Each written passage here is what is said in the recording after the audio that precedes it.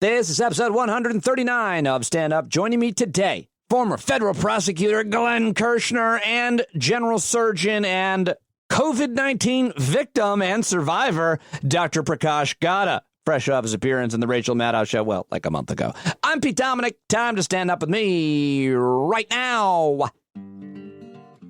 Hey, guys. Thank you very much for joining me today. I've got a lot of things going on in my brain and in my life, and I wanted to run a couple of them past you because I would imagine you're probably sharing a lot of the same thoughts. This is the 4th of July weekend, and it's obviously every holiday, every day is far different now with COVID-19 and the pandemic than anything before it. And so the 4th of July, Independence Day weekend, what does it mean? How is it different? How will you celebrate or not celebrate this weekend? Of course, 4th of July falling on a Saturday, so I guess that makes it a little bit different if you still have a job, whether or not you're going to have to report to it. And good for you. If you do, please subscribe to the podcast. We'll go to patreon.com/Pete Dominick or the paid subscription link in the show notes. 636, I think, paying subscribers. So hopefully you do have a job. Hopefully you're doing okay out there right now. We are going away, and I'm a little bit torn about it, kind of morally and in terms of the public health sense of it and just the general wisdom of it. We live in Rockland County, New York, where I should say there was a news story today that the town that I live in has an outbreak of 8 people diagnosed after basically flattening the curve and a while, I think, with 0. Is it 0 diagnosis? Anyway, the news story is that somebody had a party and a bunch of people got infected with COVID. And here is the double twist, ladies and gentlemen. The person that had the party knew he or she had COVID and still had a party. That's terrible. You know what makes it even more terrible? The public health department have said, well, listen, you got to tell us who was there so we can do what's called tracing, and we can let them know that there's an outbreak. And the person who held the party who knew they had COVID said no. Yes, they are not going to share the information and the names with the public health department about who was at the party, and now they're going to hopefully have to be subpoenaed, and my entire community is up in arms, and they want names and they want scalps, and frankly, I don't blame them. I am they. This is a horrendous development after we did such a good job here in Rockland County flattening the curve and bringing it down to 0 to have this come back. And, you know, it does give me a certain pause about leaving again because I don't want to infect somebody. But, well, we weren't anywhere, so I'm not too worried about that. Although my daughter did go to Long Beach Island with her friends, which is the Jersey Shore, for a couple days. Of course, I was against that, too. I haven't wanted to go anywhere or do anything, and I've lost the vote every time. And I wonder about how you deal with your family when you're the odd man out. I mean, maybe you're an authoritarian. Maybe the whatever you say goes, and your spouse and your kids just abide by whatever you say. But that's not the case here. And if it is, my wife is in charge, not me. I put up a good fight on a lot of these things, but I don't always win. And as badly as and excited as I am to go to Nantucket, where we're going, where our friends have a little place, a house, their only house, I should say. They're not the wealthy Nantucket people. As much as I'm excited to go, is it the wisest choice? I mean, we're not going to see anybody. We're not going to be socializing. We are going to be staying with her. And I'm very excited about that. But is it the right thing to do? What do you think? How are you handling vacations? How are you handling anything? If you live in these states where you're seeing spikes for the first time, I'm sure you're going through what many of us went through back in April and March. So I don't know. I am conflicted about it. I really am. I almost feel guilty about it that we shouldn't be doing it. But I am so desperately in need of some time off, which brings me to my other point that I wanted to say before I throw to my conversation with Glenn Kirschner, which is I'm taking some time off. On yesterday's podcast and on the Patreon email and notes that you get every day when I put out the podcast telling you who's on and a little bit more, I said I feel guilty. Feel guilty about taking time off. I don't want to take time off.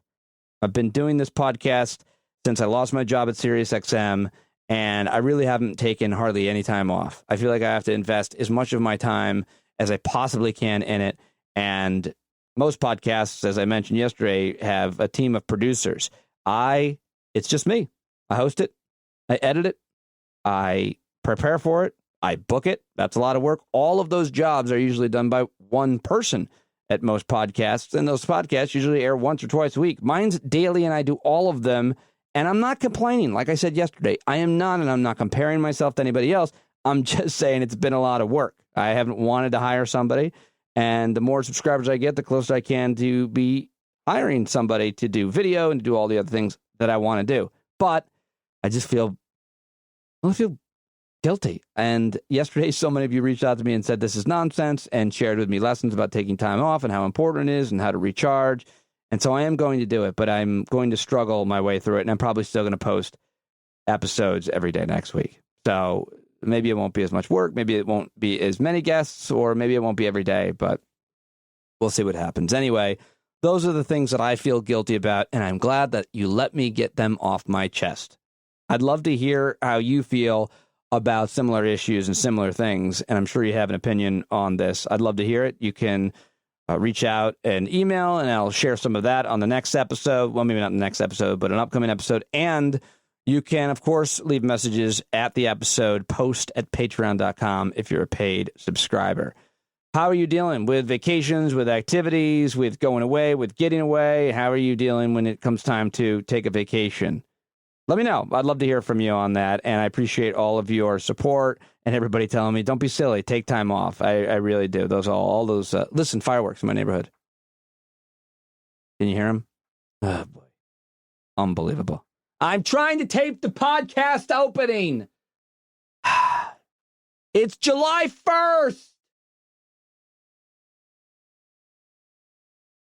I hate fireworks. Anyway, sorry if you love them. It doesn't have to be that divisive between you and I. Okay, so joining me first on the podcast is former federal prosecutor for the federal government. He was there for 30 years. He also was a former Army JAG officer. You've seen him on MSNBC. He has a very now popular YouTube page where he's posting commentary every day. He's also great on Twitter.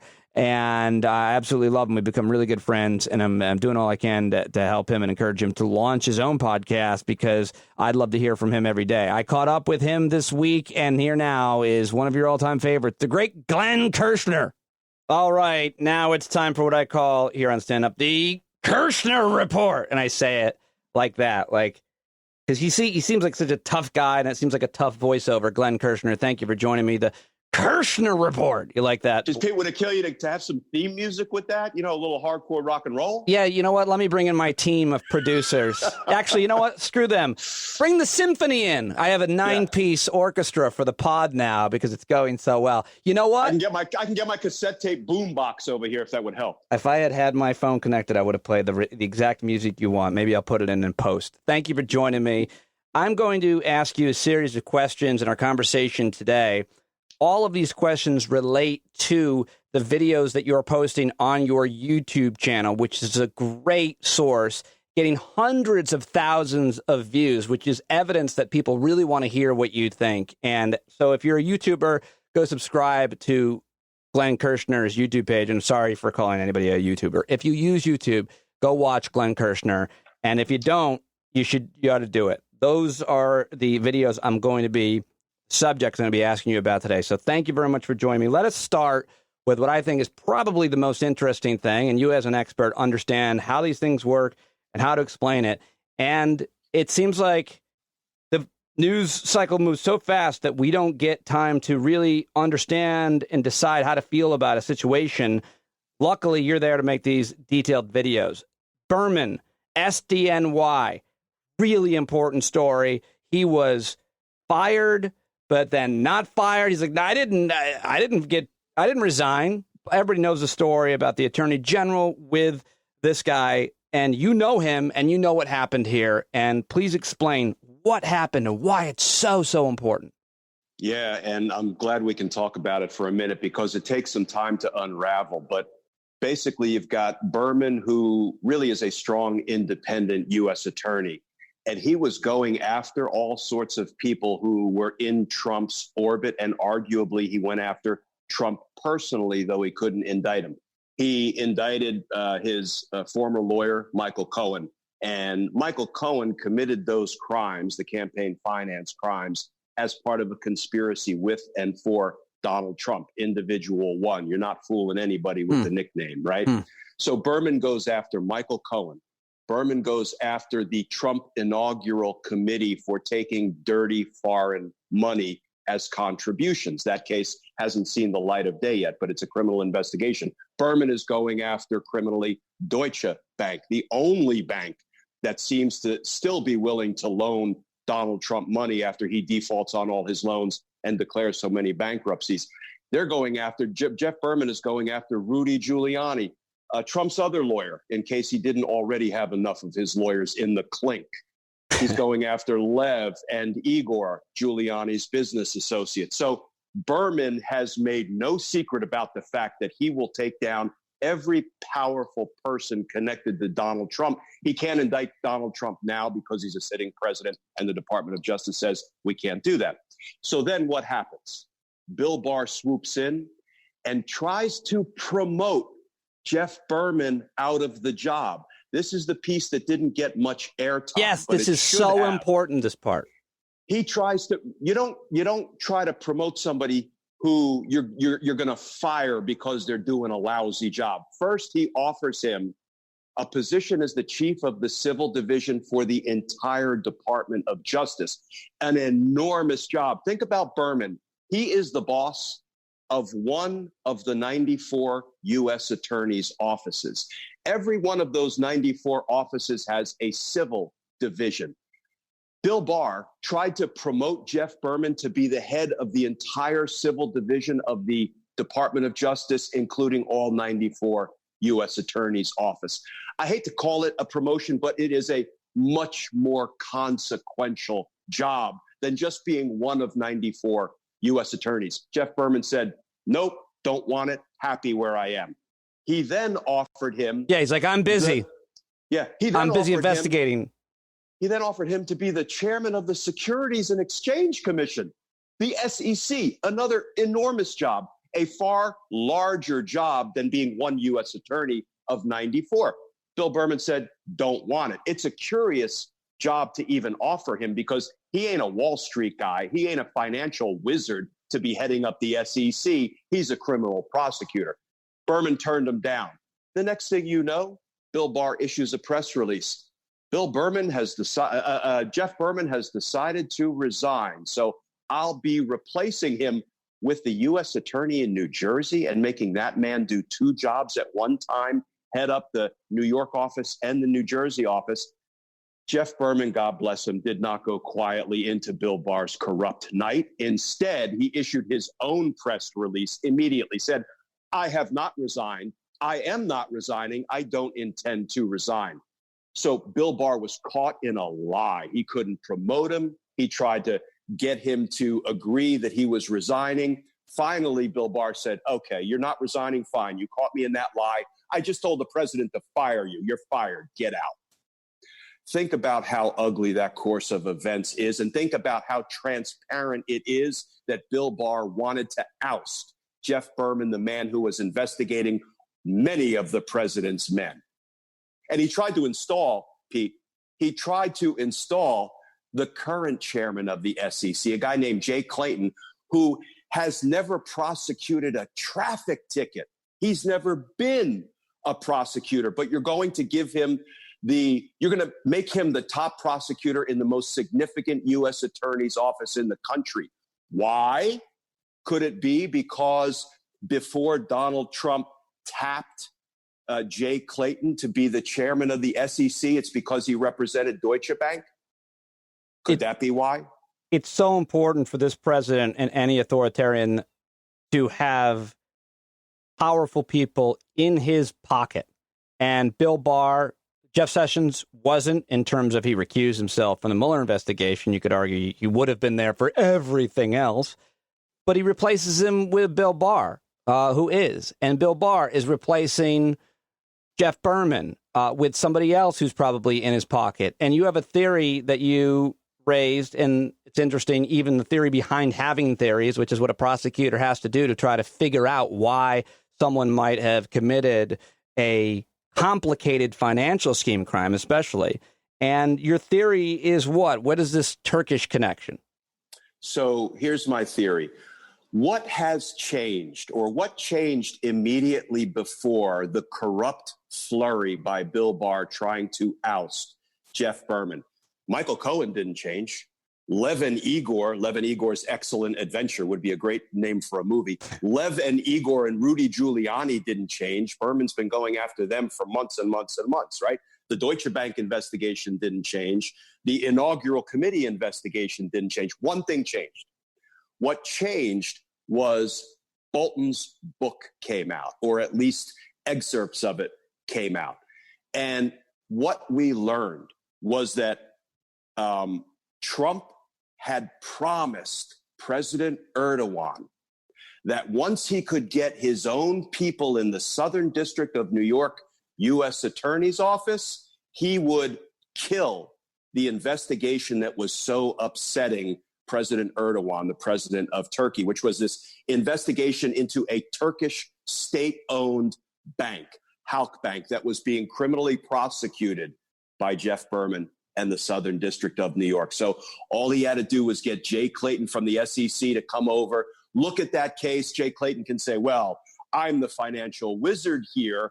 I am assessing that there are some deficiencies in this case. So a la the Mike Flynn case, I'm going to go ahead and dismiss it. Just give us some background because of your career as a prosecutor. You don't come up with that theory to be an entertaining media person.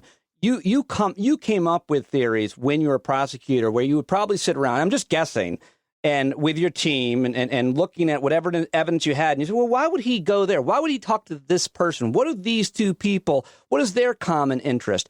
That's what you're trying to do here, it would seem. And so the question becomes, well, why would Trump want to crush something that is in Erdogan's interest? And, you know, doesn't Mike Flynn have something to do with Turkey? And I'm thinking about that. And also just thinking about the fact that the president is only going to do something that's in his interest. He's not going to do anybody a favor unless they're going to do him a favor, though. And Pete, Mike Flynn was illegally lobbying on behalf of the Republic of Turkey. And look at what Bill Barr tried to accomplish at the Southern District of New York. And he failed spectacularly because Jeff Berman played him like a fiddle. But he accomplished the same thing previously at the D.C. U.S. Attorney's Office. We've seen this Bill Barr movie before. He yanked out my former U.S. attorney friend and colleague, Jessie Liu, right? Because she was the top prosecutor in D.C. Bill Barr installed one of his lackeys, a guy named Tim Shea. What was the first thing Tim Shea went about doing? He, first of all, did a favor, though, for Roger Stone by forcing the prosecutors to make a much more lenient sentencing recommendation, prompting the entire team of federal prosecutors to resign from the case. The first move this guy Shea did resulted in something you've never seen, which was a whole round of resignation for all of the people prosecuting Flynn? Yeah, Roger Stone. Roger Stone. I'm sorry, Roger Stone was the first one. You're right. He did a favor, though, for Roger Stone by making the prosecutors dumb down their sentencing recommendation. They said, we're not doing it. Instead, we're resigning. And I worked with two of the four prosecutors when I was a prosecutor. These are good, Now, strong, do you reach out to those guys people. and talk to them and you can't say what you learned, or do you not reach out and talk to them based on what they're I don't want to divulge confidences. But that was the first thing that Tim Shea accomplished. And the second, right on the heels of that, was moving to dismiss Mike Flynn's guilty plea, which is an insane move, prompting a second group of prosecutors to resign. But it all comes back to this ugly web, this conspiratorial web that involves Turkey and Erdogan and favors that Trump is doing for dictators. And so what Bill Barr tried to accomplish in SDNY by ousting Jeff Berman, he had previously accomplished at the D.C. U.S. Attorney's Office, resulting in them trying to tank Flynn's case. I feel like you're detailing, and Marcy Wheeler details, and Sarah Kendzior details, and I think named it the transnational crime syndicate. There's all these bad actors, Putin and Erdogan, working together with Trump in their own really personal interests, not in, of course, the national interests. And that brings us to the Mike Flynn case, I'm very confused with what the hell happened. As I'm sure you can step outside of your expertise and your own following of this day to day, and those of us that aren't legal experts wondering, well, how come this guy Mike Flynn is keeps getting look after look and challenge after challenge, and why? By the way, why does Trump want to protect him so much? Why does Barr want to protect him so much? What's going on with the Mike Flynn case and Judge Emmett Sullivan, who was just told by another court he had to get rid of it? I'm confused as hell. Yeah, so let's do this one by the numbers. So Mike Flynn is talking dirty on the phone with the Russians because he is talking about what the United States will or won't do with sanctions, even though Mike Flynn at that moment was a private citizen and he was undercutting the Obama administration's foreign policy. So this is during November, after the election, before the inauguration? Exactly. He got caught. It was recorded. The FBI stepped to him. He lied and lied and lied and lied to the FBI. He lied to the vice president about it. He lied to other government officials. One of the few sensible things Donald Trump did was he said, I have to fire Mike Flynn because he lied to the FBI and he lied to the vice president. Mike Flynn then walked into court, pled guilty multiple times over because he was guilty and he admitted he has no defense. Then Bill Barr gets his hooks into this. Legal, I mean, just to be clear, he admitted it in a court of law. He made a legal admission. Under oath. He said, I wasn't entrapped. He said, I know I was in court for these proceedings as I was for the Roger Stone case. I wasn't entrapped. I knew it was a crime to lie to the FBI. I'm pleading guilty knowingly, intelligently, and voluntarily because I have no defense and I am, in fact, guilty. So, you know, and let me just, as a quick aside, what Bill Barr is trying to do by undoing Mike Flynn's guilty plea is a gut punch to every defendant, the millions of defendants who are in the criminal justice system as we speak, whether they're being investigated, tried, sentenced, whether they're serving a sentence on probation or on parole, all of them who are not rich, influential, connected, old, white friends of the president. What Bill Barr did for that one defendant is a gut punch to every other single defendant in the system right now. Okay, I lost you for a second. I'm back. You're back. It's fine. Okay. So what is that? Okay, do you know what's next? Are you ready for what's next, or should I ask? Next? Yeah, here's what's next. So, because Mike Flynn and Bill Barr have joined forces, they are both on Team Flynn, and there is no prosecutor because Bill Barr has walked away from his responsibility to represent the people as a prosecutor. That's the prosecutor's job. Bill Barr is now representing Mike Flynn's interest.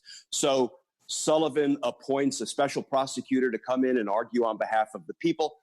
Bill Barr and Mike Flynn really don't like that. So they file an extraordinary writ up to the appellate court saying, appellate court judges, quick, order Judge Sullivan to dismiss this case. Unfortunately, and I listened to that appellate argument, 2 of the 3 judges decided that they would order Emmett Sullivan to dismiss this case. One of the judges, Judge Rao, is a Trump appointee. She's angling for a Supreme Court spot, and she carries Trump's water, unfortunately. So that is the state of the case. That's an interesting detail that she's angling. So here are a couple of things that will likely happen in the future. Once a 3-judge panel, an appellate court consisting of 3 judges, which is the norm, decides a case, the full court, all 12 or 16, I forget how many there are in the D.C. Federal Circuit Court of Appeals, all the appellate court judges can reconsider the case if somebody asks them to. Right. And it looks like Judge Sullivan is asking them to. So I have a feeling that this is a temporary win for Mike Flynn because the full court, I predict, will reverse what those 2 judges did and said, no, we are not ordering Judge Sullivan to dismiss this case. Judge Sullivan, proceed apace. Now I like to start interrupting my guests, not for a mid-roll ad, which is what they do on podcasts. It's a great thing to do. You know, you right in the middle of a great conversation like the one I'm having with you, you start selling whatever products. Instead, I like to interrupt with a mid-roll ad for my guest. If you like what Glenn is saying right now, you should go subscribe to his YouTube page where you get all of this and much more detail. He posts videos every day, and I'm doing my best to convince him to make it a podcast as well. Follow him on Twitter, also where he's prolific, Glenn Kirschner 2. Glenn Kirschner, spelled strangely, 2. You can find it easily. I don't know what that's all about. Okay, that's the interruption ad for your awesome work. And also, just really important to mention, you have tried cases. You actually have the credibility and experience. Not only that, you're doing the homework. You're in the courtroom for Flynn and Roger Stone. You're listening to the arguments so that you can talk to me about them, talk to other host about them, and do your, very informational videos. And you're reading decisions. You read the decision where these 2 justices dismissed it and 1 did not. And you came to some interesting conclusions that I think you just touched on. But it's important that people understand you're actually reading, listening to the arguments, processing them, and then sharing them with us. You're an American treasure. Go ahead. Thank you, Pete. That's all very flattering. Very kind of you. And yeah, for 30 years, I was in courtrooms. I like to say I toiled in anonymity in courtrooms for 30 years, never talked to the press. And frankly, I'm apolitical. I'm not a political guy. I'm not an R. I'm not a D. I'm a law and order guy. So here's, and I urge everybody to read the opinion. It's 38 pages long. It's lengthy. But the opinion by Rao that is trying to tell Judge Sullivan he needs to dismiss the case, you don't have to be an appellate lawyer to see just how pathetic it is. If you read the dissent by Judge Wilkins, it's brilliant. It sings. It hits all the right notes and points, and it will become the majority opinion, I believe, once the full appellate court hears this case. So here's what happens next. If the full appellate court gets a hold of it and they tell Judge Sullivan, continue apace, Judge, you are doing exactly what we would expect you to do. Judge Sullivan will then have a couple of decisions. He can go to sentencing with Mike Flynn, or he can decide that for any number of reasons, he's going to go ahead and reluctantly dismiss Mike Flynn's case. I almost like that option better, and here's why. Everybody feels like it's a windfall to Flynn if he gets what he wants and his case gets dismissed. Because he pled guilty to only 1 count, and because the prosecutors entered into a plea agreement, which is nothing more than a contract that says if you plead guilty to this 1 count, all those other felony crimes that you committed, all those other felony crimes that you admitted you committed in open court as part of this plea agreement, you get a pass on all of that. So Judge Sullivan will be bound by that contractual arrangement and can only sentence him to 0 to 6 months, because that's the contractual deal that was struck. If he dismisses the case without prejudice, and if he dismisses it, it will be without prejudice, which simply means there are no double jeopardy implications. And in January, a law enforcing president and a law abiding attorney general can actually prosecute Mike Flynn fully for all of the crimes he committed, and they can use his own admissions in court that he committed him to prosecute. And a novice prosecutor will win a conviction in his or her sleep. But that can only happen if Trump is not reelected. Correct. Oh, if Trump was reelected and we have to suffer 4 more years of the tandem of Trump and Barr, I think we are limping toward the end of our republic. I think we're getting very close already. All right, before I let you go, speaking of if Trump doesn't get elected, 2 more questions if you have time. One, your last 2 videos have been about this news story coming out that Russian President Vladimir Putin had paid off the Taliban to kill Americans in Afghanistan. And the insinuation is that Trump knew about it and looked the other way. And there's a lot of question as to, did he know about it? How good was the intelligence? But not putting it aside, you've made 2 videos. People should go watch them on your YouTube page. But give me a takeaway or 2 about your reaction to what you're seeing here, this story.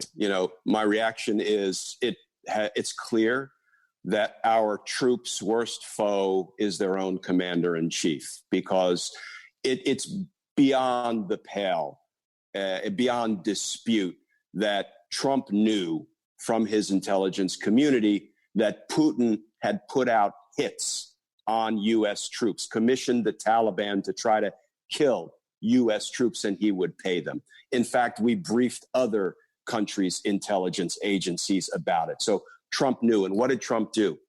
He didn't hold Putin accountable. He didn't tell Putin, sanctions are coming. We're expelling diplomats. We are going to strangle your economy, at a minimum. He didn't so much as say, knock it off. He didn't say, knock it off. Instead, he said, I would love for you to join the G7 and we'll make it an even G8. He provided ventilators. While Putin was trying to kill us, we were falling all over ourselves trying to help Putin and the Russian people. Let me put it different. Let me put it differently, because I was watching. I actually was listening to your YouTube video and mowing my lawn when you were ranting about this, and it made me think Vladimir Putin and Russia interfered in the American election. You mentioned something about what the Prime Minister of Canada said about whether or not Russia could join the G7. And I think it was something like, no, you're not invited. But the point, it made me start thinking, like, the leaders of other countries are sticking up for Americans. You ever just, like, you want to stick up for somebody else, even though they're not sticking up for themselves? Our president isn't sticking up for us, but the rest of the world is. The Russians and Vladimir Putin, they interfered in our election. There's no dispute about that. What Trump knew and when he knew it, maybe. But there's no dispute. And what did we do? Nothing. We've done nothing. This president has done almost nothing of any way. Instead, he's giving him gifts, doing his bidding. And now this, the bounties on American, and still, the president won't even so much as say knock it off, because he thinks Putin helped him get power and will help him stay in power. So nothing else matters. That's my analysis based on your analysis. That's what I took away from it. What would you add? Yeah, I would add there's a conspiracy of silence by the Republicans and by the leaders of the intelligence community. There was some reporting today, I think it was actually CNN last night, saying, well, now Mattis and Bolton and Tillerson and McMaster are all saying, yeah, you know what? Trump was a national security threat, and they use the word delusional. It's like, thank you for standing up and saying something when you saw this unfolding in real time. Instead, these men sacrifice their country. I don't know how they sleep at night, other than maybe on big piles of money that they earn off of their book deals when they leave government. But, the only question we can ask is, what the hell are they going to do about it now? What are the Republicans going to do? Are they going to step up and protect the troops or not?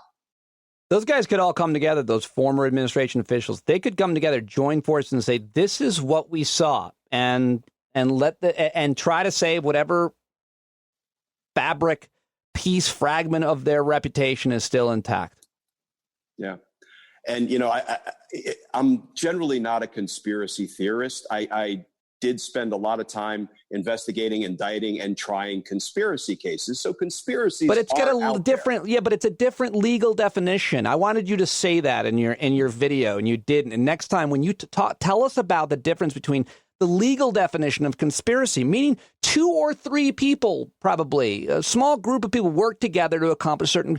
The legal definition is different than what most of us think when we think conspiracy theory, which is like, oh, all the climate scientists are working together to hide the truth, or the anti-vax, or the Soros and the Bill Gates. That's what we generally think of. It is a legal terminology, which is different. Yes? Yeah. Can I tell you what a conspiracy is? A conspiracy, even in the legal definition, Pete, you and I are on a street corner, and we see an easy mark. We see a drunk guy. Imagine you and I on a street corner, 2 bald white guys. Talk about creepy. We see an easy mark, a drunk guy. Maybe he's passed out. He's got an expensive-looking gold chain hanging from his neck.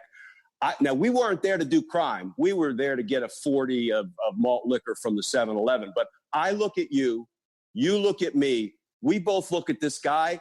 We go, and then you and I walk over, we snatch the chain, and we run. You know what that is? That's a conspiracy.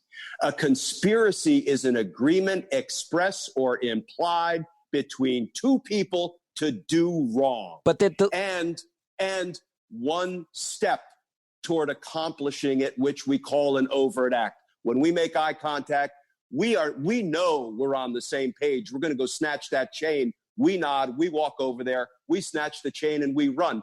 We just committed a criminal conspiracy. Well, and it's called it's a conspiracy to commit blank. There's all kinds of legal charges. That would never happen. Then hypothetical, I would be different because A, I'm not interested in drinking a 40, and B, I'm not into gold. I would say if we were going to go get a White Claw and steal an iPad from a guy who was drunk, and he looked like a hedge fund asshole, that would be more. I think that would be more of my scenario. The guy I'm with you, but I'm doing the 40 too. All right. Glenn Kirschner, always a pleasure. I really appreciate you joining me here on the podcast, and I hope everybody will go subscribe and watch your YouTube videos, which you are making every single day. They're so good, and hopefully we'll convince you to make that a podcast soon and monetize it, and everybody can pay you, because I think what you are providing is really very important analysis based on a tremendous career and credibility, and paying attention to and reading these things that, by the way, I would never read. You're saying, oh, go read this now. You read it, and then I'll talk to you and watch your videos. Thank you, Glenn. Thank you, Pete. All right.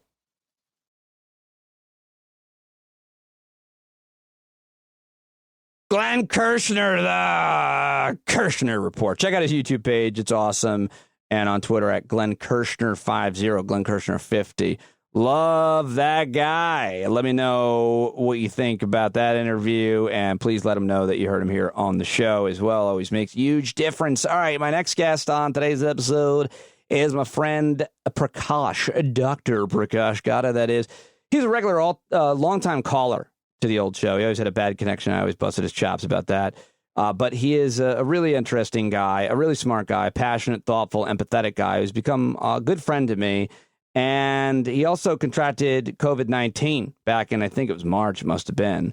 And he has a lot to say about that, a lot of thoughts about it. He appeared on the Rachel Maddow show to talk about what it's like working in a hospital ward where they're getting all of these patients. He was great on MSNBC with Rachel Maddow. I was really psyched to see him there, and I'd love to see his media profile get bigger because he's, as you hear in this conversation, just a smart, thoughtful guy. I love talking to him. And also, I don't know about you, but certain people's voices really relax me. They put me into kind of a relaxed mode. They just make me feel good. And I think that Dr. Prakash Gatta has one of those voices. I just love listening to his tone of voice and talking. So I don't know if I have that for anybody. I'd love to believe that.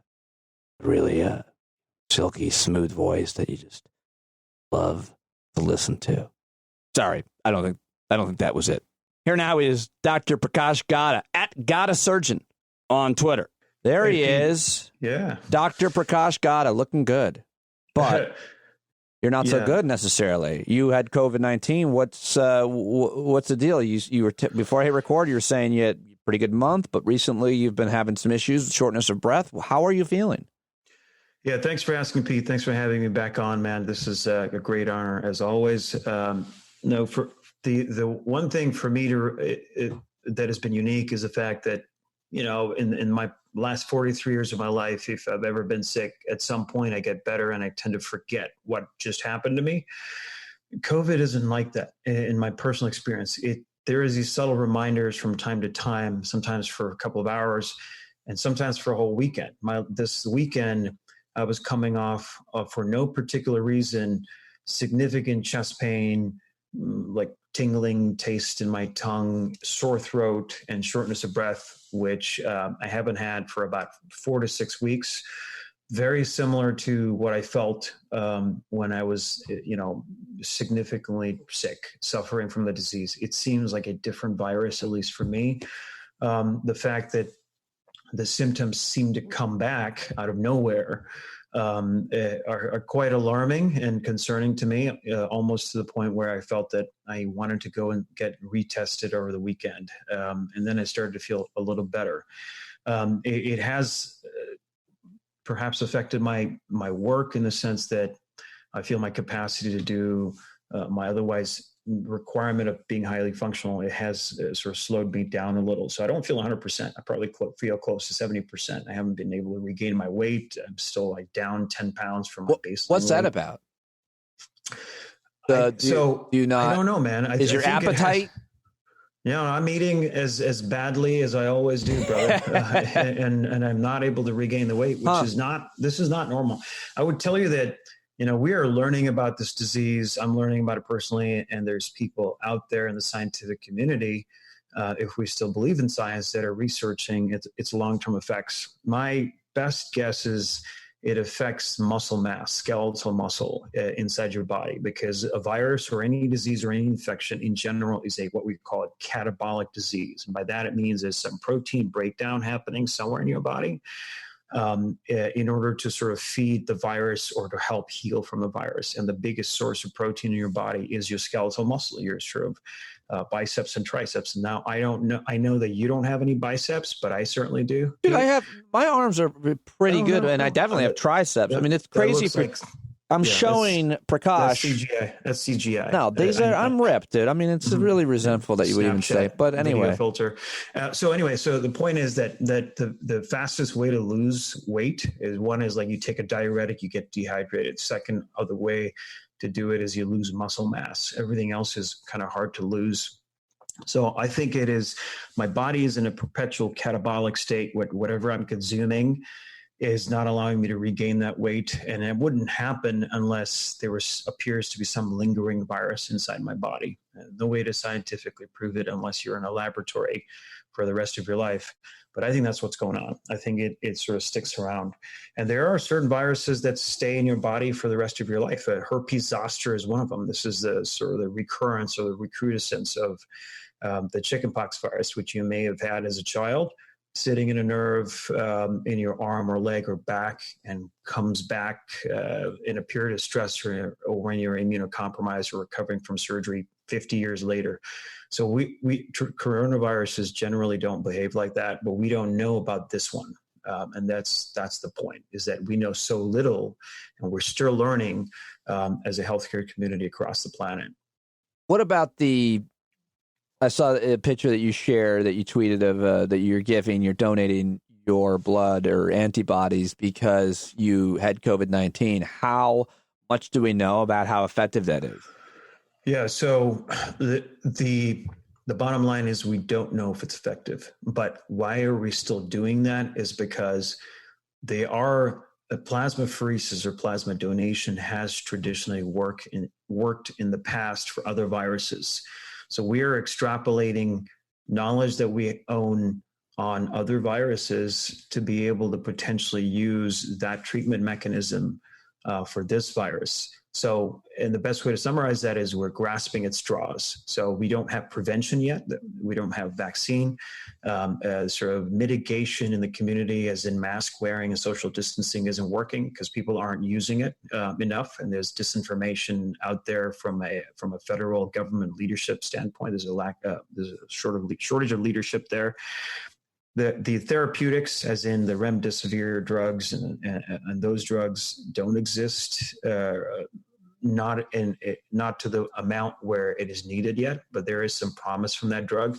The only thing left is essentially plasmapheresis, which has traditionally worked for other viruses. So when I donate plasma, it is on a basis of a trial. Our particular trial is a Mayo Clinic trial. So, and we do that because we don't want to willy-nilly donate plasma. We want to study its effects. Some of the guardrails of this particular study, as with any study, because you have to get it approved through an independent body called the IRB, which every hospital system has, or is called the Independent Investigation Review Board. So the guardrails is that in this particular study, we are transfusing just 1 unit of plasma into a victim of COVID that is sick. And we were seeing what the effects are. The preliminary outcomes seem to suggest that if you time the plasma donation at the right time, as in not when the patients are super sick, where it doesn't seem to make an effect or cure somebody, but on the way to become sick, so when you're moderate disease or halfway through the disease process, appears to be the right time to donate plasma. So there does appear to be some effects, but we won't know for sure until we have a peer-reviewed publication a year from now. All right. Well, I know you're not a virologist or an epidemiologist, and I know that you're not a public policy expert, but you're still a physician who has been, diagnosed with COVID-19, who lived through it, and obviously is back to work and back to surgery. And so I still think you're a really important and great person to talk to about policy, specifically health policy, specifically hospital policy. It's the nicest thing you've ever said to me. You're a good person to talk to about policy? No, that I'm a person. I have dehumanized you often in the past, but now Will you stop that? I feel that you've gone through COVID-19. You've finally become human in my mind, or superhuman even. That you survived all the time you complain about my bad phone connection because I have T-Mobile. Oh, don't judge me, brother. Well, it's also a source of optimism because it means things can change. For years, you called the radio show the shit phone, and now listen, you look and sound great on Zoom. Yes, I got rid of the flip phone after, you Is that what it was? Seriously. You're calling a national radio show on a dial-up with a AOL connection and There's one payphone in Seattle, and standing 10 feet from it. Hey, it's Prakash. I wanted to tell you something super important. Great. That's great. I know you're a smart guy. I want to talk to you, but I can't hear you. Now I can. And so the question is, your state of Washington State, your hospital, how are things going in your state and with your hospital and COVID-19? Where are we at? Yeah, no. So what you said is correct. I'm not a public policy expert, but to see most of public policy should be based on one thing, which is common sense. That means that Pete Dominick could be in charge of public policy for Washington State and probably make the right decisions. So you follow the data, and people say that so there are pockets in every state, including ours, where there's areas where the cases have started to come back. One of those is a place just south of us of the Seattle area called Yakima. Yakima is essentially an agricultural center of the Washington State area. It's also an area where we have a lot of migrant workers, and essentially perhaps they live in close quarters or they work in close quarters. I don't know if we have a meat processing plant, but if you look at the last 4 months of the disease within the U.S., the hot areas where the disease tends to spread rapidly are the same places. It's the nursing homes, it's the meat packing plants, it's sort of the underprivileged where live in close quarters. Every state is having this, California, Texas, setting records. What is concerning to me is that this is going to come back to us. So our second wave is, we've had the first wave. Other states that closed down early just because of the news and coming out of New York City, like Florida and Texas, I don't think ever had their first wave. This is their first wave now. And they don't really know how to respond because, and if you look at the way the virus has behaved across the world, the response always lags the actual facts on the ground because the politicians don't listen to the scientists who, because they give you unpalatable decisions, but they're having to do that anyway. They're having to lock down anyway. So if you were a politician, forward-thinking politician, thinking ahead, listening to the experts, and I believe our governor has done that and opened up at a very sort of conservative, sort of slower method. If you listen to that, we've been able to mitigate or sort of control the spread of that virus better than most states, even though we were the first state to be hit. At least that's the common knowledge right now. The first actual case was ours, so we've been able to control it. But the point is that everything lies in the knowledge that the public is given. So if you tell people don't drink and drive, wear a seatbelt, people would do it for two reasons. One, because it's common sense. Two, because there are fines and you could be penalized if you don't do that. So you're following the law. I would look at mask wearing as very similar. So if people say to me that, hey, wearing a mask is, this is a free country, I can do whatever I want. Yeah. It's true, but your freedom does not trump my grandma's life, right? So if you don't wear a mask, it's the same as you not wearing a seatbelt or you driving drunk because you can harm others. That's the way we have to think of this, is that this is a community responsibility. We are fighting a war against a virus that doesn't care what party you belong to. And for the most part, I would say most people get it. And what is not helping is a disinformation or promotion of conspiracy theories or essential lack of leadership from a federal level.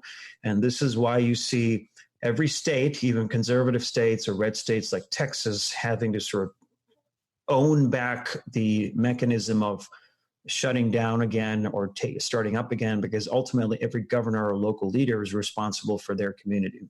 They're voted into office to do, he or she's voted into office to take care of their own community. And you can start to see states taking over some of the decision-making that is traditionally done at a federal level. And because we have no leadership and so people's eye is off the ball, we're having to do that at a community level. Well, you know, you said everything lies in the information the public is given, and then you made two subsequent really good points, which is if the public is skeptical about the information they're given because they don't trust the experts, which we could unpack someday, and it leads to conspiracy theories, that's problem number one. But if that's in combination with the fact that our leaders, specifically Trump and a lot of Republicans, unfortunately, at the state level, are also ignoring the public health experts like you and scientists that are telling them these are the things that we know right now work, that combination of the skepticism and the lack of leadership really doesn't help, no matter how much information the public is given. I agree. I think, we've heard this a lot, that politicians, especially this year, they're doing us a huge disservice. I think it's very unfortunate that this is an election year and this happens to be the year we get hit by this once-in-a-century pandemic, because every decision is essentially colored by politics. And it just so happens that it is one party in power, and every politician's goal is to be reelected. So they look at every decision in a political sense in the prism of how is this going to affect my reelection?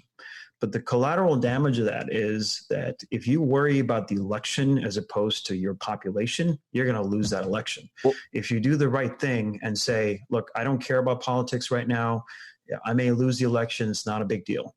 And you make the right decisions to say, we need to lock down, or if you're a president looking for re-election, you send the right message by not tweeting conspiracy theories and wearing a mask yourself, people are going to vote for you. And that's what I would tell someone who's sane or a politician who actually cares about the people, because that's what you're elected to do. So there's no question that I can draw a line between disinformation and number of deaths. You can't scientifically prove it, but if you look at the case curve and Dr. Fauci yesterday said he envisions that we could possibly have 100,000 new cases per day. Think about that. That's just insane. I don't want to. I heard that and I immediately wanted to not think about it. We were 48,000 yesterday, man. It was like almost 50,000 cases. That is insane. That is, to put it in perspective, that's like 40% higher or 60% higher than what it was at the first peak in April, when things were out of control in New York City. People are not getting the fact that this is spiraled out of control. That every community in this country is going to have another lockdown. I believe strongly that school is not going to open again in the fall. There's all these things that are going to affect us. We're not thinking about it because it's a couple of months away, but I can guarantee you that's going to happen. And if that is sort of astounding in the fact that the most industrialized nation, from a lack of leadership and the fact that we're a democracy and it's election year, people are getting their eye off the ball. Any politician should think that their method, and my message is to them, and hopefully they would listen, but they probably won't, is that if you do the right thing, and you know what the right thing is, you know what it is, Pete, the politicians know what it is, and don't color it with politics, people are going to reelect you. You will get your ultimate goal, which is to be reelected. Don't make political decisions because wearing masks means somehow you're anti-Trump. That's just BS. Well, and as a human being, I think, some clarity needs to be provided from a very federal level. I think that's really great political analysis from a thoracic surgeon, but I also think there's just one problem with it, which is that you keep saying politicians, and I want to make sure that we give credit to, I think your governor in Washington State has done a very good job. Andrew Cuomo gets a lot of credit, maybe not all the credit. He maybe doesn't deserve all of that. But the bottom line is that there are certain politicians who trust public health experts and do what they're told, as President Obama did, I think, during Ebola. And there are, who, when he said, let the science lead our decision making, not the politics. And there are other politicians who let politics lead them. But here's the problem. The political decisions are being made based on what they think is how it's going to affect the economy and how people's bottom line is going to be affected, their jobs, their savings, etc.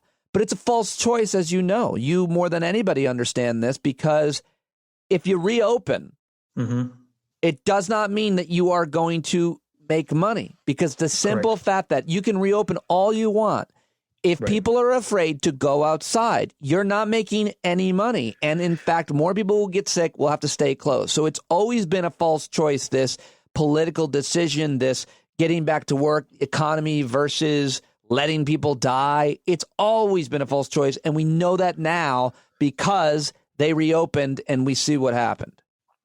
No, I couldn't agree with you more. So for your economy to work and for you to reopen in order to save the economy, there's one basic tenet. We've talked about this before. You have to not be dead, right? So if you reopen the economy and you die and your restaurant has to close permanently, who has that helped? How has that saved anybody? The bottom line is the economy will heal only when we have some control over the virus.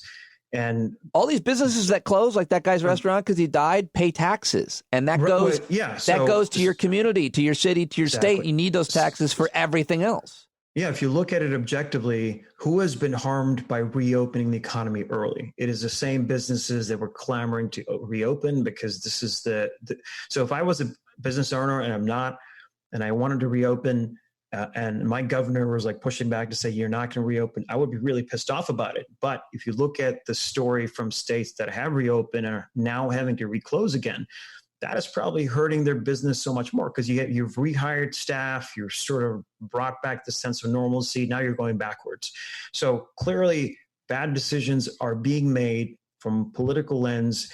And if you do the wrong thing, which is reopen too early, ultimately your population is hurt more. So you do the right thing, you stay closed, you follow the science. Anthony Fauci and his cohorts are the scientists that Trump has the ability to listen to. He has the right people, but they're just not listening to them. So if you look at all the states that reopened, none of them followed the federal guidance from the National Institutes of Health, from Fauci. They said, you go from phase 1 to phase 2 to phase 3 based on 2 weeks of declining numbers. None of the states that reopened ever followed that. So they have federal policy that exists in this government, the Trump administration, but Trump and his acolytes have essentially cut the legs out from under the scientists, their own scientists, and they've promoted conspiracy theories. They said masks are bad, and they have indoor political events that obviously are going to be a hotbed of virus transmission. So the point is that you can say the right things, but what are you doing? You're doing the wrong things. You're objectively doing the wrong things. And that is going to hurt the economy a lot more. So like 2 months ago, there was this argument that, hey, the blue states are staying shut down because they want the red states to pay for their welfare checks. Which is the opposite is true. The blue states have been paying for the red states' welfare checks for as long as we've been in existence. The point is it was such a false argument to say that the blue states are different. No, the blue states are probably listening to the science, and therefore forget the money, dude. Fewer people are going to die in blue states, most likely, than red states. And I hope that's not true. I hope nobody dies. A single death is just unnecessary. But 5 years from now or 2 years from now, when you look at the political response to a pandemic, which doesn't change state to state, it's the same population, same kind of weather, neighboring state to neighboring state. And you will see, looking back in retrospect, that the response has governed the mortality and morbidity and hospitalization rate and on all those things. And we don't know what the coronavirus is going to do to people who have actually survived it, So if, for example, Trump has his way and the Supreme Court strikes down Obamacare and our protections, This is the only disease I've had, only significant disease. So this is a pre-existing condition for me. So it affects me personally. So if I were to find a new job or look for health insurance, I envision a world where I can't get health insurance. And that just doesn't, I can't circle that in my head. Let me ask you. That's the reality. I read a thing last night, a new poll that said that like 3/4, maybe it was like 65% of Republicans asked said that this whole coronavirus thing is being blown out of proportion. I don't like that polling question. It's stupid. I don't love a lot of polling questions. You should always ask when you're looking at a poll, well, who do they ask and what do they ask and when do they, all that stuff. But it's a leading question. Yeah, and there shouldn't be leading questions. But putting it to you is, and I don't even know what it means, who's blown it out of proportion, the scientists, the media. But do you think anybody is in any way like over-exaggerating or blowing it out of proportion or being too cautious, whether it be science, public health experts, or members of the media or politicians, who the last two categories would be the most likely to kind of blow something out of proportion for their gain? Less likely would be scientists and physicians, but not above it, I suppose. No, I mean, I would look at it as a physician on the front lines or within a hospital system with a family, where I am always at risk, and there's more studies coming out that even if you've had coronavirus, you're likely to get reinfection, and your immunity doesn't last for that long. That's what preliminary studies are saying. We're putting ourselves at risk. I would say we haven't blown it out of proportion enough, or the sort of alarm has not been enough to allow for people to permanently change their behavior. So on one side, you can say you've blown it out of proportion, and here are these metrics, but you're not looking at the data I'm looking at. I'm looking at science and facts. And I would like to say that the scientists have been given less of a podium, and their voices have been muzzled more than in any other prior pandemic. The response to the 1919 pandemic 101 years ago was better than what we have now. And I think even back then, when there was no social media and you had traditional forms of communication, newspapers or whatnot, the response was probably better in a 100 years ago medical system. Here, the disinformation is just so nauseating that our voices have been drummed out by the constant conspiracy theories. Yeah. That if you want to believe in something, Pete, if you have doubts about something, you're going to find a source that sort of fits. You can believe anything you want. A frighteningly large percentage of Republicans now literally believe that Democrats are like lizard people and demons and pedophiles and protectors of pedophiles. I mean, this QAnon and crazy conspiracy theory that's, of course, was made popular by this president, is so pernicious. And I'm glad that you brought it up twice now. I'm really glad that you brought it up twice, because I think it's such an important part of this is that we aren't living in the same reality. Exclude politics for a second. It's hard to do that, but just sort of look at it objectively, man. So if you had a state that was constantly barraged by a population that supported the president, voted them into office, maybe they believe the presidential tweets or from news coming from that party more than a state that did not, right? There was more skeptical of the president. I can guarantee you that objectively equals into a higher death rate. We will find that data in a few years from now. So I'm saying that misinformation at a time of public crisis, where we need clarity from the very top, we need the right messages being sent, equals safety. A lack of such leadership means local people or conspiracy theorists are allowed to sort of hijack that message, Russian bots or people with an agenda. That ultimately equals more death. It is frightening to see that this is potentially a preventable disease, or at least the spread of it is preventable if we follow mitigation methods. And because people are not doing that because they believe in Trump, let's say, that you believe in him with your heart, you believe he's the right person or his thinking is the right person, but he is doing you a disservice by not listening to the scientists and promoting these conspiracies. And he's not only not listening, he's not governing, he's not leading. He's completely uninterested in taking action. And in fact, he has put it back on the states. And this is the state's responsibility. And of course it's not. Every country, regardless of their government, their constitution, has leadership at the top that says, I'm going to lead, I'm going to organize, I'm going to fund and do as much as I can, in this case, to prevent this viral outbreak. I mean, listen, Bush wasn't prepared and didn't seem to care about Hurricane Katrina, but he started caring pretty quickly and did his best to get organized. And we can argue about the outcome of the federal government's reaction to that. But there was a reaction. There was a reaction. It was organized. This president he's not even interested. Not only what you're saying is he doesn't believe that a problem exists and all the conspiracies. Yeah. And I'm saying that even if he did believe that it exists, he's not doing anything. He's not doing anything. He has no interest in reading about it and thinking about it and doing anything about it. No. So if you look at it again, who would have thought we would have had a pandemic and a leader who didn't care and want to do anything about it? One or the other. You look at it objectively. Let's say, okay, I have to be cynical, and I think we both are. We're around the same age. If you look at it from a cynical perspective, we were talking about this before we started recording. Is if you look at the two big stories of this year, the movement for social and racial justice and racial inequality, the Black Lives Matter movement, as well as the victims of the pandemic. There is a huge overlap on those two segments of population. So if you're poor, live in a poor neighborhood, you may be a minority, you're hit with a double whammy. You lost your job because of the pandemic. You're subject to different kind of policing potentially. So it's two different aspects of the underprivileged that are being hit in two different ways. And the way I look at it is both of these events are symptoms of an underlying disease where, I have lived all over the world, and there are parts of the world where the underprivileged nobody cares about, and that won't change. But this is America, and this is where within our Bill of Rights, within our Constitution, every human being is to be treated equal, and everyone is to be given the opportunities that people immigrate to this country for. We are doing a disservice to our countrymen by not recognizing that we have victims walking amongst us who are innocent and who are born into the wrong zip code and for not their fault.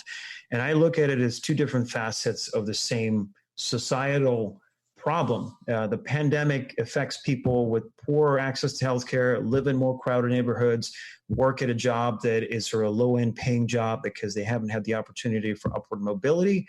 And guess what? That's where the mortality infection rate is higher, and also pre-existing conditions are higher. The virus seems designed to teach us about our societal inequalities, and because we are America, that should matter. Well, I don't understand your patriotism, but I do. I appreciate the idealism. I do. I think part of it is because you're an immigrant, right?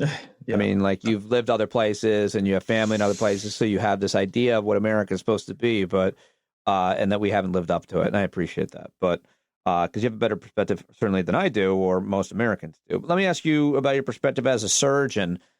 You know about like what percentage of revenue your hospital or generally other hospitals make off of elective surgeries, and then what percentage of the surgery that you do is, quote, elective? And what the fuck is an elective surgery? So elective surgery is when you go in for an ailment. You know what I can't wait to do is have a surgery. It sounds like you're doing yourself a favor. I mean, you are, but. Yeah. No, an elective surgery. So that if you broadly categorize surgery into elective and emergency, and there's other subcategories. And elective surgery is when you have a problem that's been diagnosed and there's no emergency to fix it tomorrow, right? Whereas an emergency surgery could be something that if you don't have an operation for in the next 3 hours, you could potentially die, right? So that's an emergency operation, like a trauma. There is also the urgent operations where, let's say, you've been diagnosed with cancer and time is of essence. Those are not traditionally elective surgeries, but they will be probably the first few elective operations, which we can schedule for a certain date, a couple of days or a couple of weeks down the road, and to be able to take care of. So the way our hospital system in America works is it is a big Ponzi scheme. What do I mean by that? So a Ponzi scheme basically means you have a source of revenue and you're paying out this is an oversimplification, but you're paying out where people are expected to receive care. So Social Security and Medicare is a Ponzi scheme. So your taxes, Pete, is what is funding the Social Security checks and the welfare checks and the Medicare money that goes out to the population that are now retired, right? So it's basically how the federal government works. They don't have a big bank, trillions of dollars in the bank to be able to distribute that 30 years from now when you're ready to retire. Hospital systems are also like that. They have huge amount of turnover of revenue coming in, but their profit margins are very, very thin. So the operating budget is sort of razor thin. So an event like a pandemic where there's disruption in the revenue stream, i.e. elective surgery, translates into layoffs, poor access to care, hospitals being shut down, and essentially compounding the problem. There's been some CARES Act funding from the federal government, and there's been news articles about hospital systems, some of which are based locally, that have got huge venture capital funds that they didn't touch because they got CARES Act funding. They didn't sort of tap their other investments.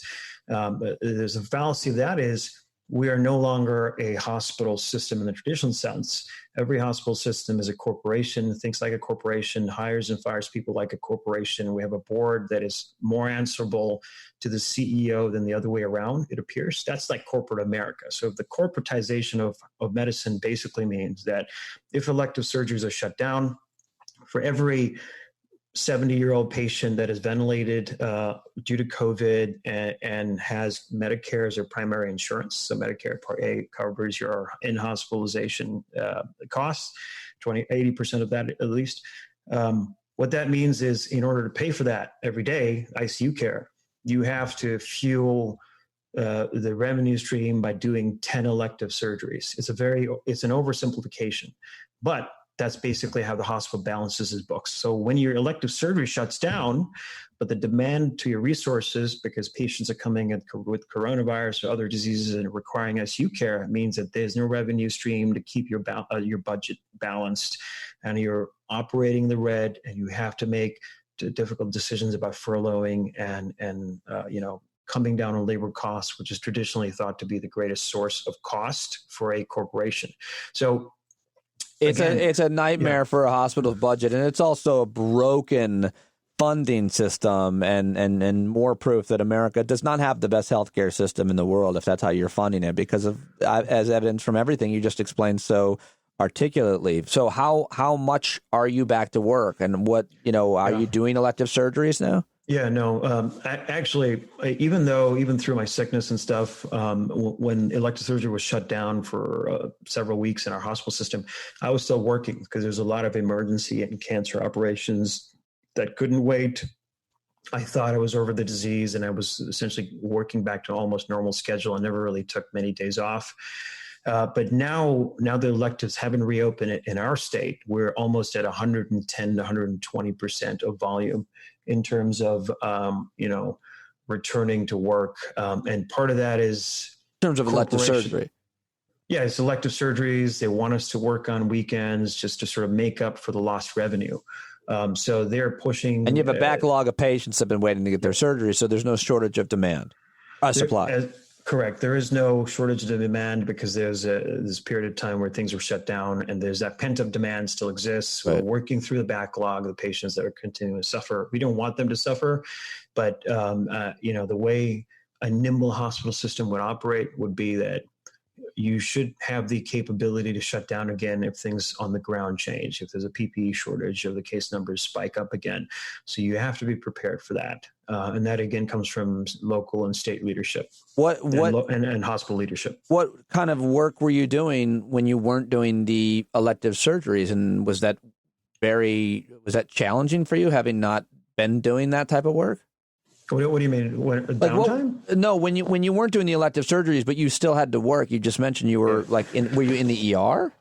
No. So thankfully, what happened in a lot of states is that because of coronavirus, the ER volumes actually decreased, except in some of the big hotspots in like in Bronx or Manhattan, there was like almost a 60% drop in ER volume. So the ER docs were actually less busy in some of the states where we had early disease. But I would still go into work to see patients virtually, just like a Zoom meeting. There's a HIPAA compliant electronic medical records where I could still see patients. And I was doing that. So we were continuing to try to provide access to care in a non-traditional method, going to do the most essential or urgent operations. So we were still staying busy. And there's a lot of other things I work on, projects, talks, conferences, presentations, a lot of which was done remotely. So there's a lot of things to keep me busy. You're now back to operating on human beings. What kind of, let's just have I'm just fascinated by what you do. I've never really talked to you even off the record about your work. And if we could just spend 4 minutes on it, I'd love to, because what do you do? What are the surgeries that you do? What is your day like? Are they mostly the same type of surgery? I mean, I know that you use a specific type of kind of robot for your surgery, which you're apparently one of the most talented people to operate. You got to know what you're doing with this technology. Yeah. But what is there a typical surgery? Do you do the same thing every day? Are they always different? Yeah, so obviously every patient is different. That means every patient's anatomy is different. But the most common disease that I work on is what I call foregut or esophageal disease. So this is like diseases of the esophagus and the stomach, which would be things like esophageal and gastric cancer or small intestinal cancer, reflux disease, because that's a very common problem. And then because of the side effects, long-term side effects of medications, surgery is basically the alternative that people choose.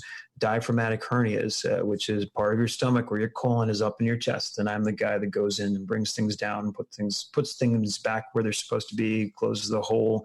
And I also do general surgery, which is, because my basic training is general surgery. My specialty training is esophageal and foregut surgery.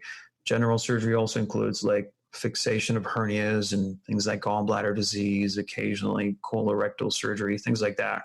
The